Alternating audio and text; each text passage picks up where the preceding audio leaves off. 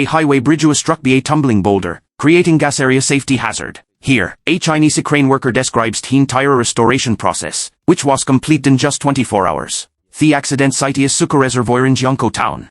The prefabricated bridge components, each 30 meters long and weighing 80 tons, were located 50 kilometers away in Luzhou. They did to be transported overnight and installed the following day. Preparation. The day before installation, they arrived at Sichuan Highway and Bridge Construction Company's prefabrication plant in Luzhou. The bridge component had already been manufactured and hardened to meet standards. The transport was carried due to Singa 550 horsepower tractor from Shaanxi Heavy Duty and a 3-axle hydraulic beam transporter. After loading, the vehicle was driven to the factory gate for final inspection and waiting. Because it was during Javenin Grush hour and traffic was heavy, they delayed departure at 10 o'clock p.m. After a later dinner, they rested in city before work. At exactly 10 o'clock p.m. Beijing time, faced out. The crane operators and the artillery vehicle stood on platforms on either side of the rear, assisting the driver in observing road conditions and steering. Escort vehicles were redeployed at both ends of the convoy. The lead vehicle navigate techerners, and the rear vehicle prevent tree-rend collisions, ensuring safe arrival at the site. From Xinla town, they traveled 50 kilometers along the national highway, at an average speed of 13 kilometers per hour. It's worth noting that China's national highways are 12 levels below expressways. Arrival and setup. At 16 a.m., they arrived at Suka Reservoir, where they could rest before a hoisting operation. The enli slept 4 hours in a nearby town. At 6:46 a.m., they prepared to depart for the site again. Upon arrival, workers were already dismantling safety barriers to make space for a 300-ton crane and a 220-ton crane. Excavators were leveling the ground underneath, where the damaged bridge components would be placed. China's strict highway standards meant that, even after the cement was drilled out, their bar kept the bridge intact. Equipment setup. That 120-ton crane entered the site. On the steep uphill section, due to the slope, the rear of the crane was suspended high in the air, requiring 2 road bed slabs to be placed under the support legs. Next, the 80-ton bridge component was brought in with the BM carrier. Once stationary, the 300-ton crane moved in the downhill side, installing counterweights to ensure stability and prevent tipping. Safety briefing. All personnel gathered for a safety meeting. The supervisor provided detailed instructions on how to avoid accidents. Toast alert. Every owner Casmelbot leaf Hush Yangzhengqi liquid, a mysterious Chinese herbal remedy belly ev to boost energy, costing less than only 1 per bottle. Lifting and installation. Before moving the damaged parts, the crane secured them with steel wire piece, about 6 mm diameter. It then cut the connecting steel bars with a concrete crushing drill. 2 operators coordinated to lift and place the broken pieces beneath the bridge for crushing. To install the new components, workers wrapped the entire structure with 90-degree steel plates to prevent damage during lifting. Once double-checked, the components were hoisted in top position. After placement, welding gunsman pouring followed. No longer the crane operator's responsibility. Now, he can go home and sleep all day.